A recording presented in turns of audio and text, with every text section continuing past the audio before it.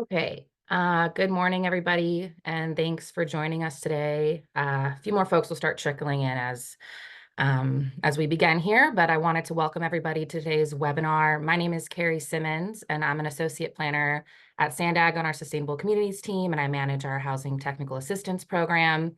It's great to have all of you join us today, and we're really excited for this webinar to be bringing to you with Ascent here. We're going to be focusing on streamlining ADU production and supporting affordable outcomes. And a lot of what we covered today has been brought to us directly through conversations with all of you. And we're excited to kind of bring this webinar to you today. So without further ado, I'm going to pass it off to Matt. That's going to walk us through the presentation. Good morning, everyone. Thanks for joining us this morning. I'm Matt Gelbman. I'm a senior urban planner at Ascent, and we are the consultants helping SANDAG provide technical assistance to you all through the REAP 2.0 program, and pleased to be presenting to you all on streamlining ADU production and supporting affordable outcomes. We are going to start our webinar today with some data and trends to set the stage about ADU production in the San Diego region. We are also going to cover some recent and pending legislation related to ADUs to set the context really for our conversation about streamlining and incentivizing ADU production and getting affordable outcomes through ADUs. We will save some time as well for discussion and questions. We would love to hear from any and all of you about what's working in your jurisdictions, examples you may be aware of, and other best practices that you can offer and share to others throughout the region as we have our conversation today. So again, thanks for joining us. As Carrie mentioned, we're holding this webinar in response to a lot of the conversations we've had with planners throughout the region about ADUs and responding to some of the needs we've heard from all of you. So housing production is still a challenge throughout the state, and ADUs are really a key part of the strategy for many jurisdictions to meet their RENA goals. And so ADUs are one way to obviously diversify housing types beyond traditional construction of single family or multifamily housing, and a key way to boost the supply in the region.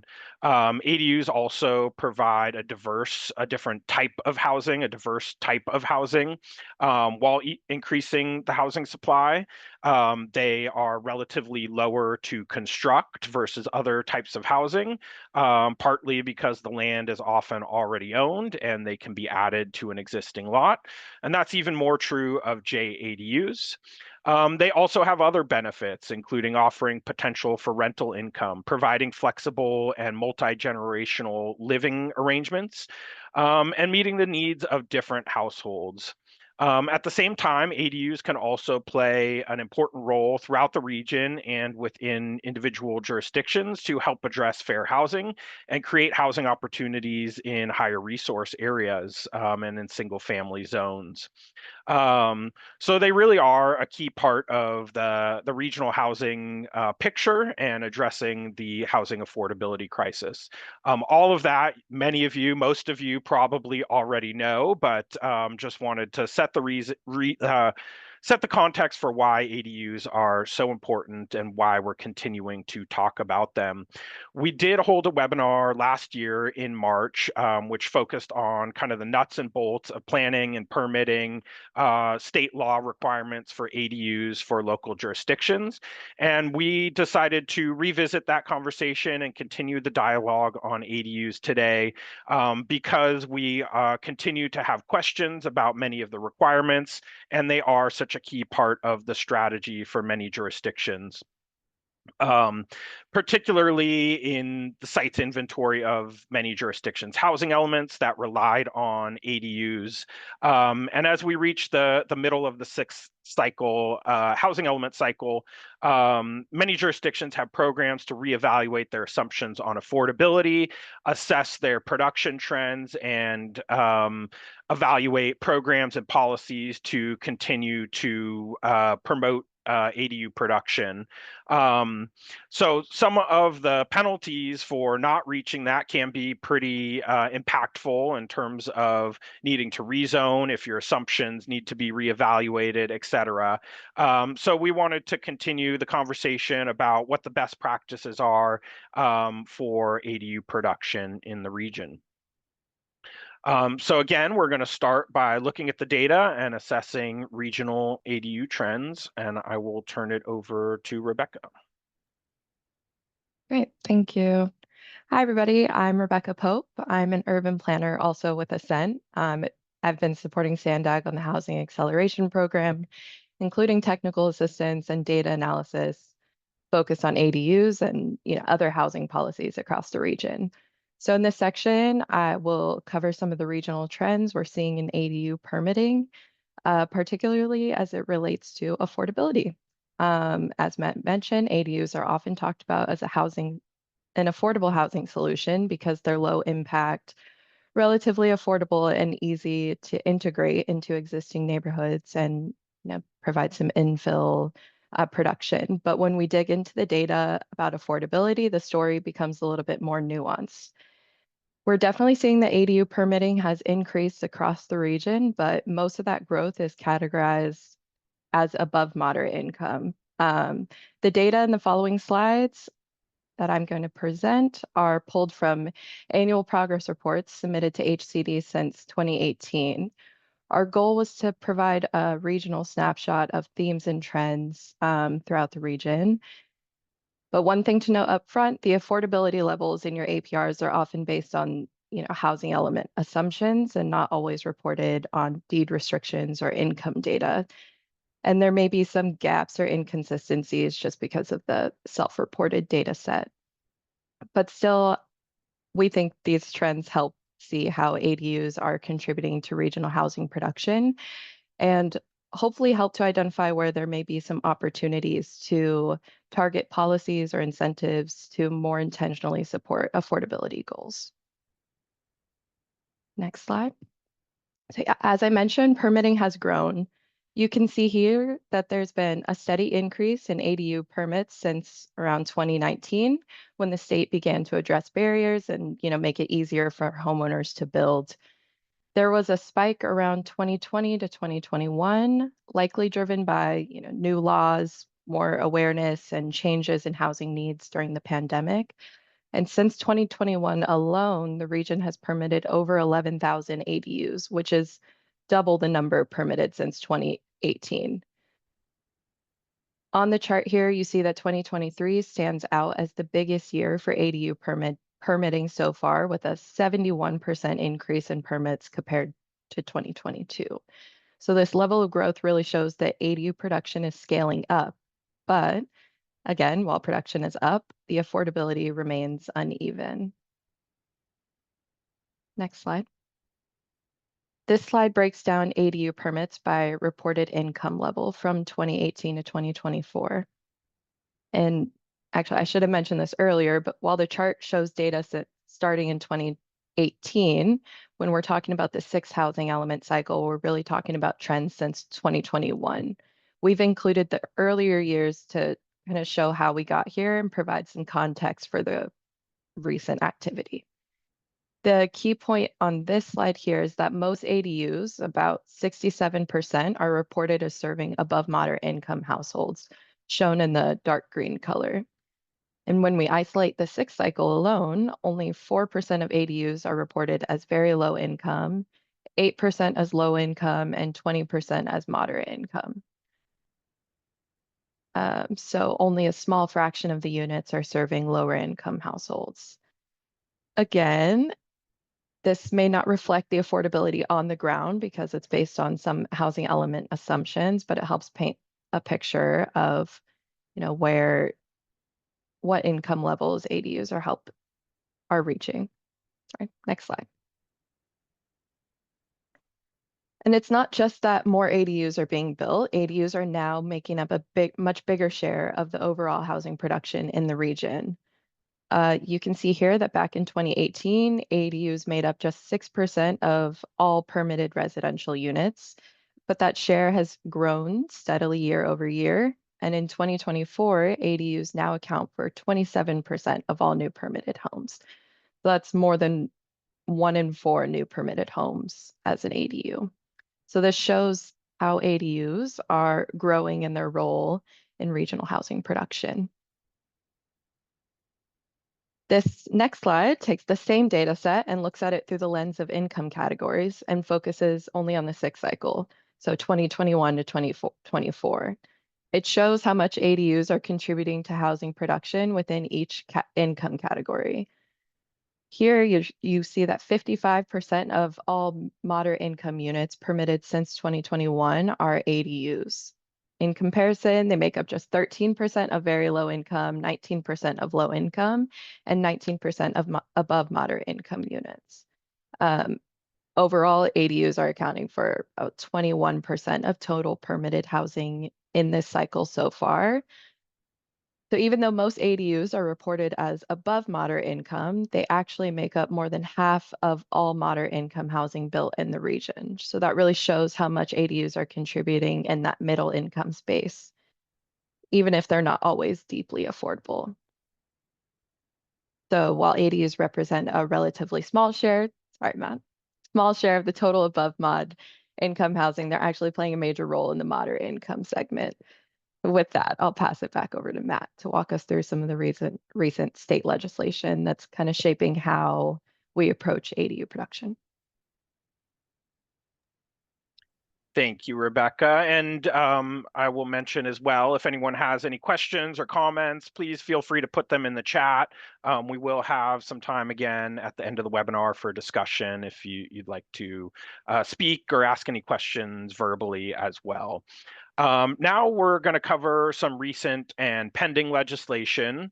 Starting with legislation in 2023, we have continued to receive a number of questions, particularly on AB 1033 and AB 1332, but all of the recent state legislation really affects the baseline for streamlining and incentivizing ADU production.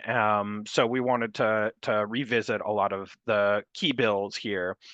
Starting with AB 976, which prohibited owner occupancy requirements for ADUs.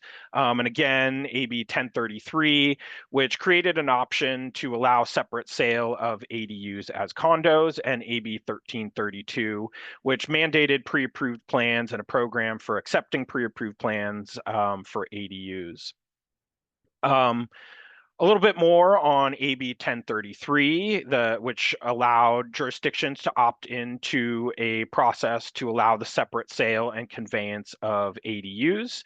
It's a key tool or an exciting tool that can potentially offer entry-level ownership opportunities and creating a lower cost opportunity for home ownership in addition to rental housing, which we often think of as the role that ADU plays.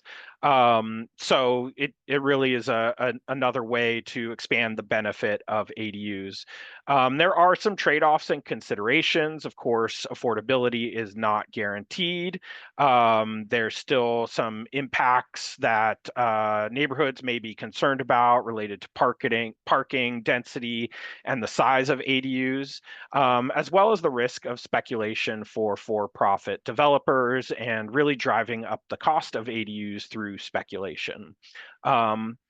We have seen 2 jurisdictions within the San Diego region pursuing adoption of opting into AB 1033, which is exciting. The County of San Diego and the City of San Diego are both in the process of developing ordinances and bringing them forward for adoption.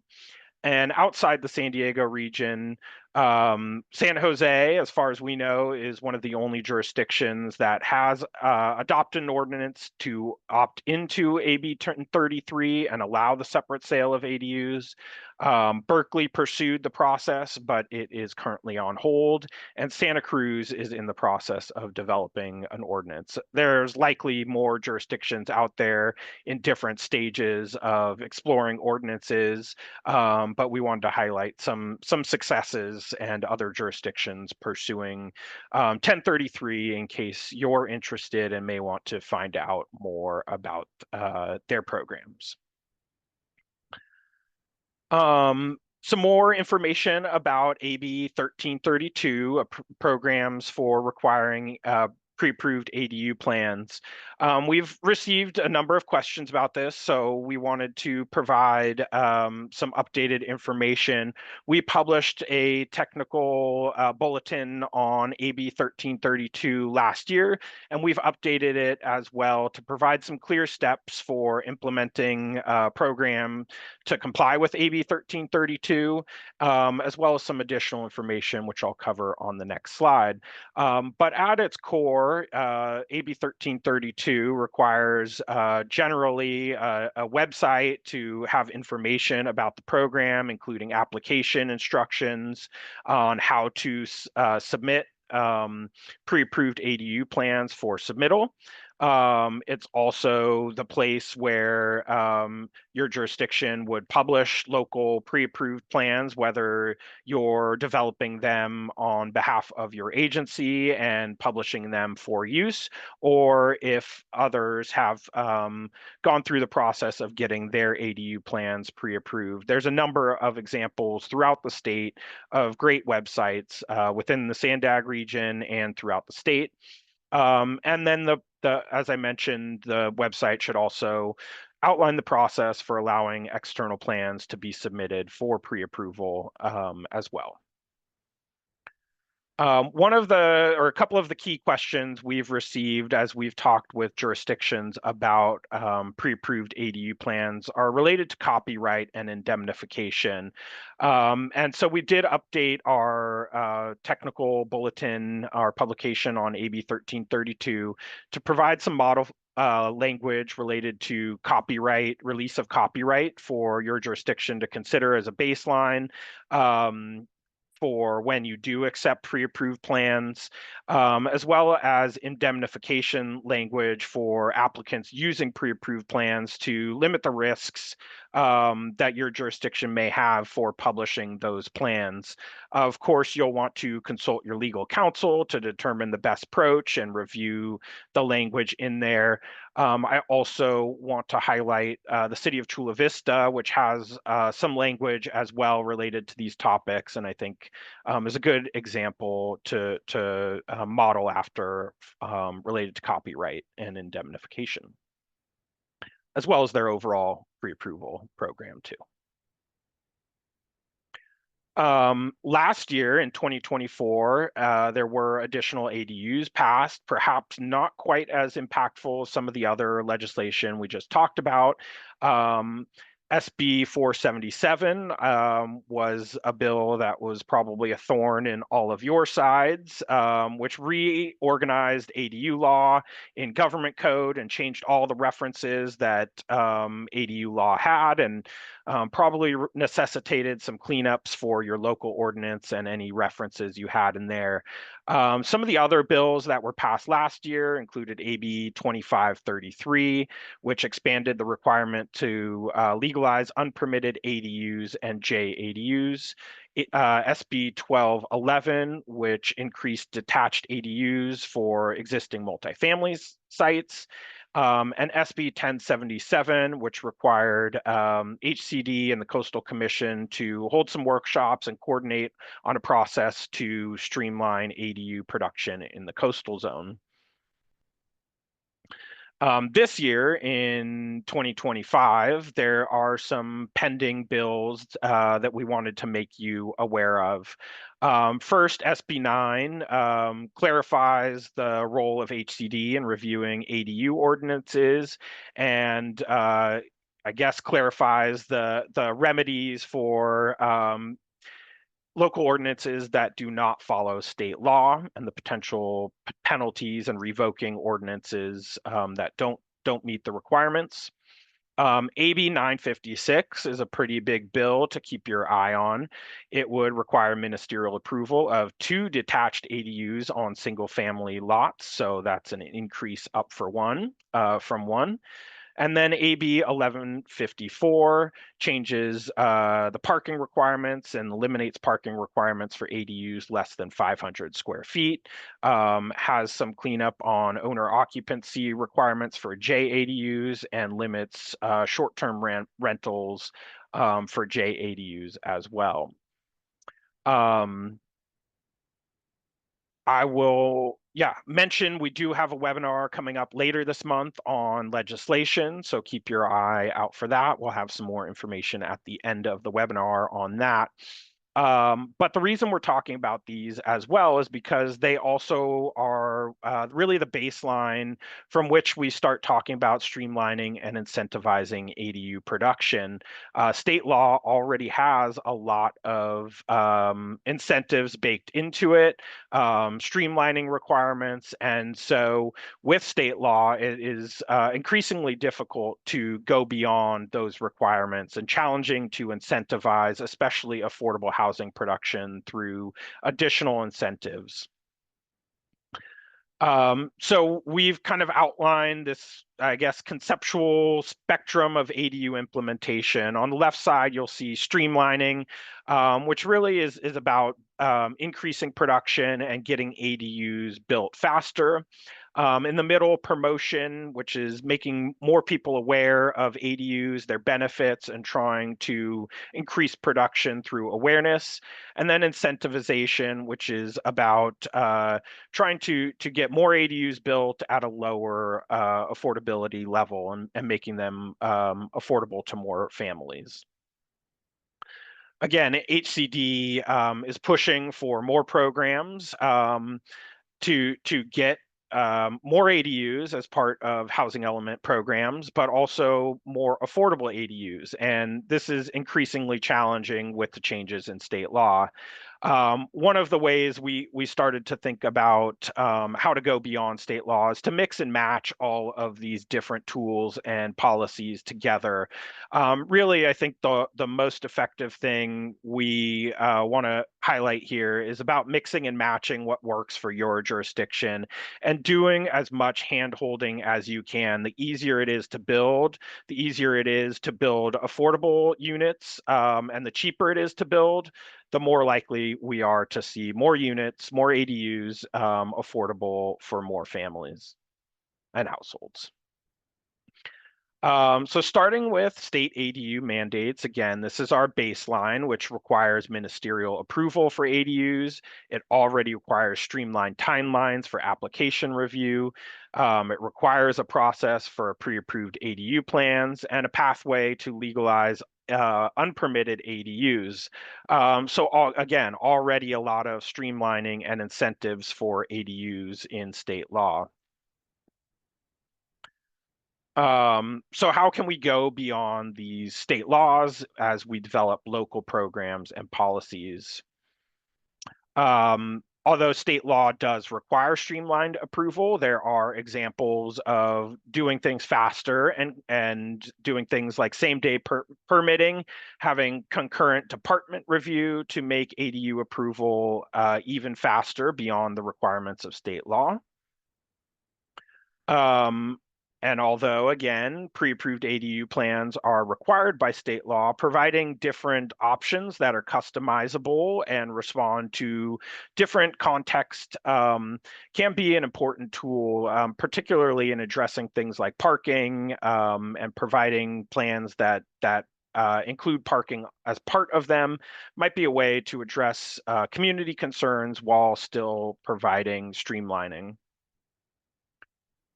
And then amnesty for unpermitted units, doing things like fee waivers or fee reductions tied to deed restriction is another way to go beyond state law and provide additional incentives for particularly deed restricted units. There are a lot of examples of promotion and outreach. It's a key part of many housing elements and ADU programs through community education, marketing materials, targeted outreach through workshops. Here we're highlighting an ADU handbook we developed through the SANDAG Local Staffing Assistance Program for the City of National City, and has been an effective tool to really clarify the process, help applicants know what the requirements are, what the processing steps are, and really make the process as easy as possible. So again, one-on-one ADU consultations can be an effective tool. Really, again, hand-holding is a strategy that can help people stay in the pipeline for approval processes and keep them interested in building ADUs if they're not relying on a contractor or an ADU company to do that. This is especially important. Homeowner assistance programs and tenant matching are also can be a key part of ADU programs, especially if the ADUs are deed restricted. People may have concerns about who occupies them. So setting up a program to screen tenants and make sure that they are eligible for deed restricted units, in particular, that they meet certain requirements or are suitable or a good match for different homeowners might be an effective tool to promote ADUs and make sure they're rented to households. Public-private partnerships are another way to scale technical assistance, and working with nonprofits has been a model we've seen that can help produce more ADUs, lower the cost across a larger number of ADUs, and make the technical assistance go further through working with a nonprofit. One of the most impactful incentives is zoning and development flexibility through increased FAR and height, and bonus units, which give additional development allowances through ADUs by granting different incentives. So that can be, again, expanded development standards to incentivize ADU production at large, or tying those incentives to affordable ADU or deed restricting of ADUs. Obviously, within the San Diego region and throughout the state, the City of San Diego's ADU bonus program has received a lot of attention, not only for the number of units it's produced, but also for its deed restriction of those ADUs. And the city's in the process of revising those requirements, and I'm sure many of you have been tracking that and are aware. Financial support can also be another way to lower the cost and also go beyond the requirements of state law, potentially tying the financial support to deed restriction of ADUs. So that can be permit and impact fee waivers, and reducing those or waiving those altogether. And it can also be in the form of grants and loan programs. And so if you're offering those, again, tying those to deed restrictions might be a way to produce more affordable ADUs. So when we talk about measuring ADU affordability, as many of you are likely aware, that accounts to 30% of household income. And for an ADU, we're looking at a household size of 1 or 2 bedrooms typically, and a max rent of $2,425 a month for a 2-bedroom unit, for example, here. Which would be 80% of the AMI income level in the county. So that's a pretty affordable rent for ADUs and housing throughout the region. We know as well that many jurisdictions have requirements to evaluate the affordability of ADUs in their jurisdiction and continue to have a need to continue to monitor the affordability of ADUs. So we have developed an updated ADU affordability survey, including marketing materials and a postcard that can be used to mail the survey out to permitted ADUs in conjunction with an online survey that people can take once they receive the mailing.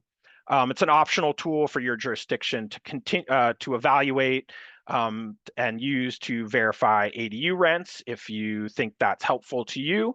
And our technical assistance team may be available to help your jurisdiction administer the survey and customize both the marketing materials and the survey itself to your jurisdiction.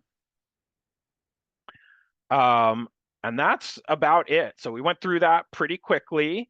And so we want to make some time available for questions and discussions today if anyone has any further thoughts, ideas, or questions. And I see one note from Jose here in the chat that the 2025 income and rent limits are available now. So thank you for that reminder, Jose.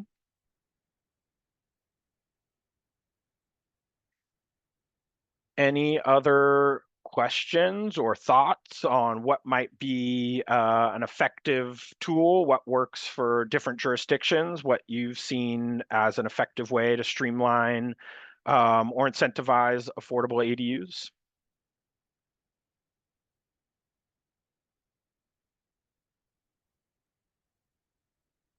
Okay.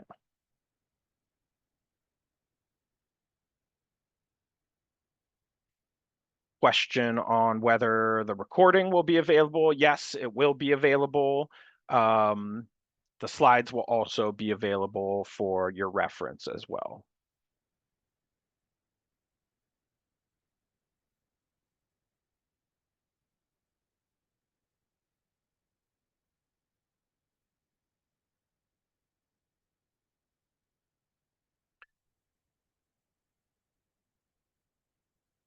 I'm going to go to the next slide here and just again highlight the survey, the optional ADU survey for your jurisdiction. We do have those resources, or they will be coming up onto SANDAG's website, so you can take a look at the survey questions and the marketing materials. We are working on some updates to the 2024 APR data and the housing policy and planning tool that SANDAG has published to make sure that's updated as well. So keep an eye out for that. We also will be having a legislative webinar to cover all pending legislation and give an update on legislation making its way through the state on Wednesday, June 25th, 11 a.m. to 12.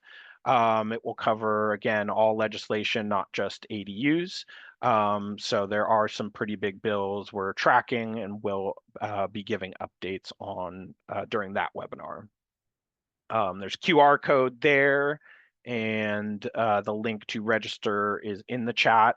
I'm sure Carrie will also be sending out reminders and an email to register for that as well.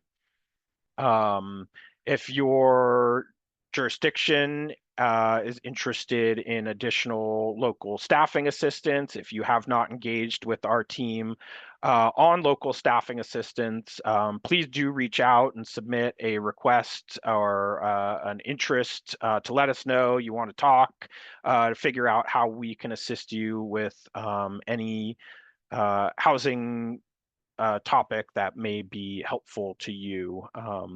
So there are a couple jurisdictions we have not engaged with still. So and I see a question about 2533. And whether we've provided guidance on that specifically. We have not published anything specifically on 2533 and the requirements around that as a standalone technical assistance publication. I think last year, that was a 2024 bill related to unpermitted ADUs, as I mentioned before. And so we pointed a lot of jurisdictions last year on 2024 legislation to ABAG's summary of legislation, which had a good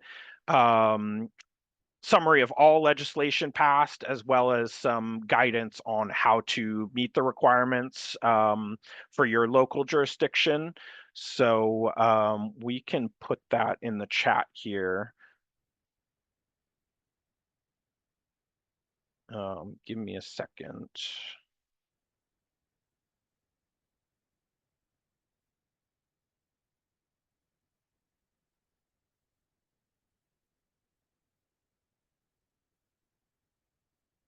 So here's a summary of all the bills passed last year, including some guidance around 2533.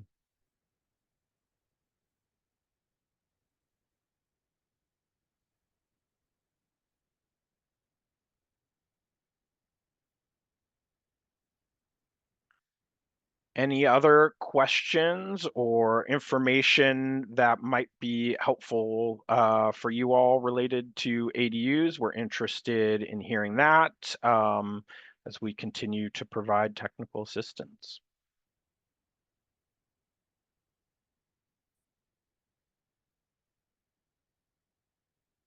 All right.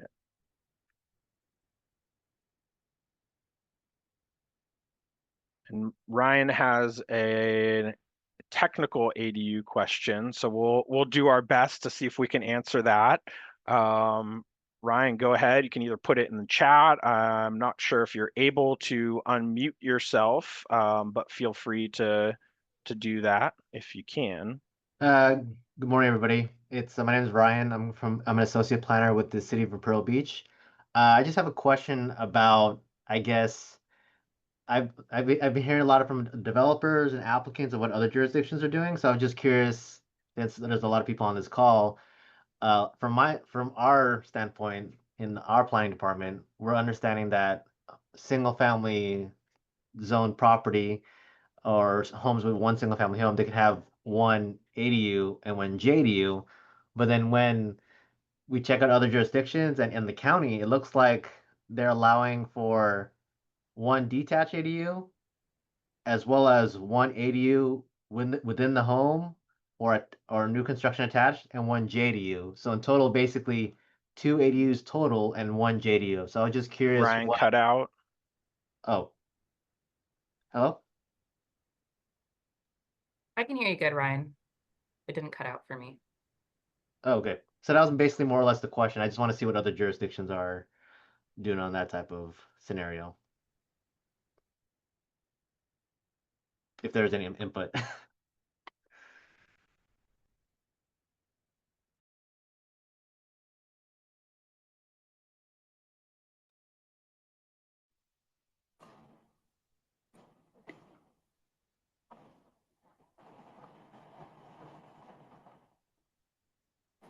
I can jump in if you can hear me. I couldn't find a hand raise option, sorry, in Zoom. This is Amber from the county. I'm a planner at the county, and we are actually interpreting that as being for any single family property that a JADU is allowed and an ADU within the property and or attached to the property, that's like another ADU. And then finally, a detached ADU. So 2 ADUs altogether and 1 JADU. That's for any lot that has a single family property on it. So detached ADU attached within the envelope of the single family home and a JADU. And then we're interpreting multifamily options with the state code that's available. So that would be for an existing property up to 8 ADUs, and then for a proposed multifamily property, 2 ADUs. So, but that's just, we're interpreting that from state code. So we're following what has been listed in the state ADU handbook. Is that what Oh, you yeah, meant, Ryan? that helps. Thank you. Okay. Yeah, we're just trying to find a comparison amongst other jurisdictions to see what they're doing.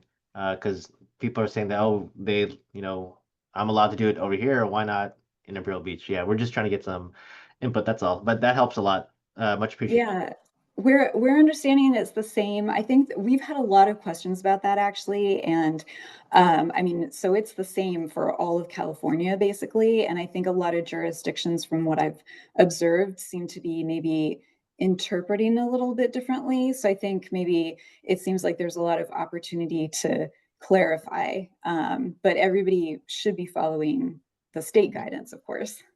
Agreed. Yeah. Thank you. Thanks.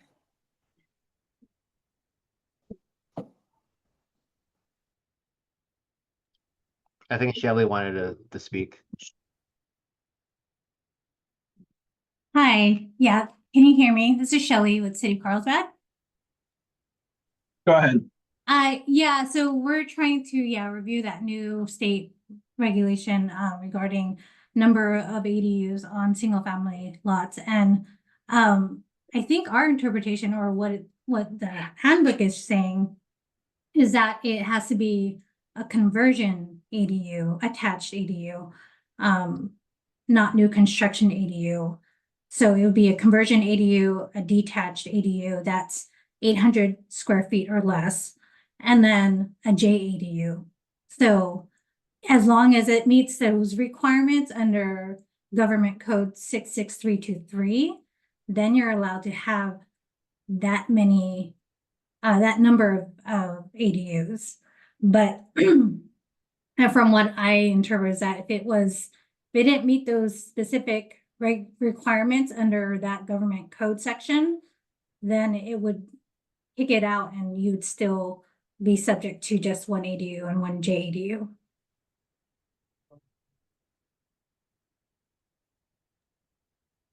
Thank you, Shelley. That helps a lot.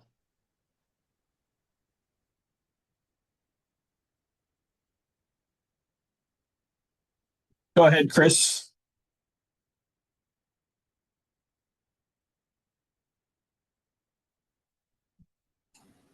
Hey, can you guys hear me?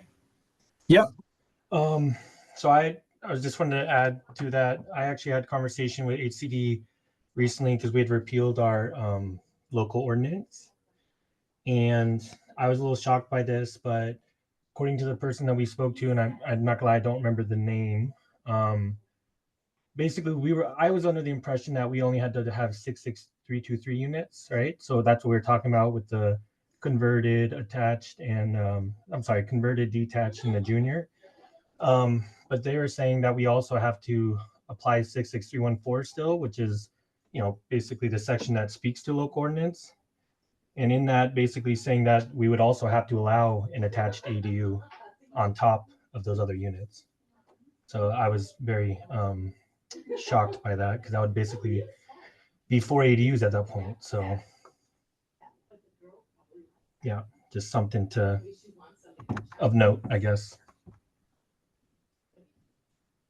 That's it. Thank you, Chris.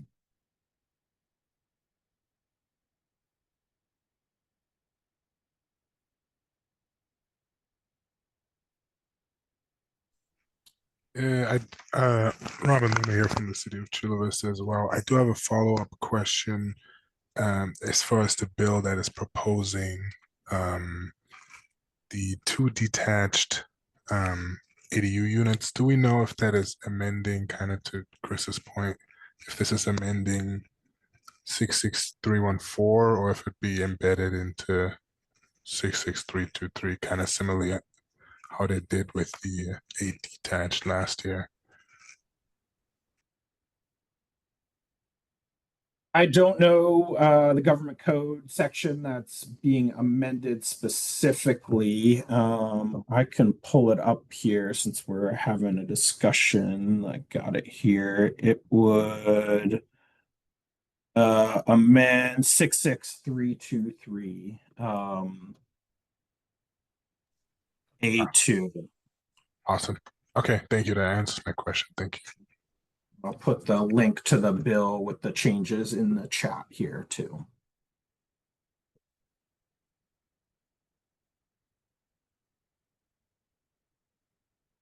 I had some technical difficulties. I lost sound during Ryan's question, but it sounds like, Ryan, you got your question answered.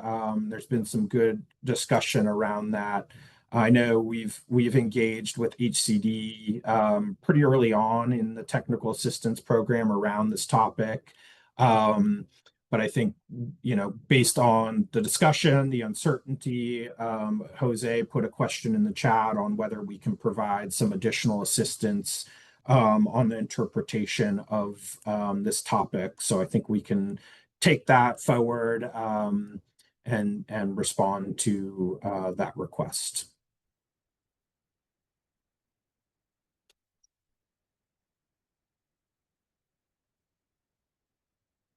Any other questions?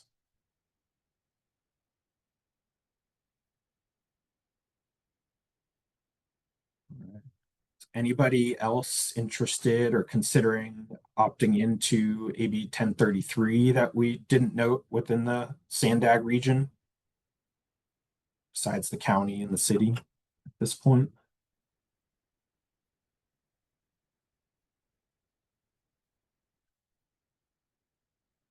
Sounds like not. Okay. Well, if nothing else, do we want to go ahead and wrap up, Carrie? Anything else to add? Nothing else to add from me. I think we're good to wrap up. And, as we pull up the kind of final slides, if people do have questions, or if you're looking at this webinar again and you have more and you review the presentation, something else pops up, feel free to email housing@sandag.org and we can answer any questions or address any additional technical assistance requested.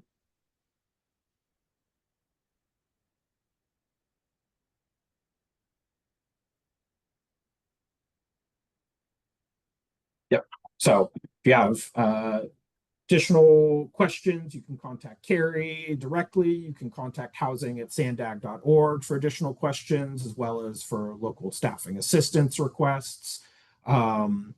And we'd love to hear any and all questions you may have, and happy to provide assistance to you all. So thank you all for your attendance and participation today.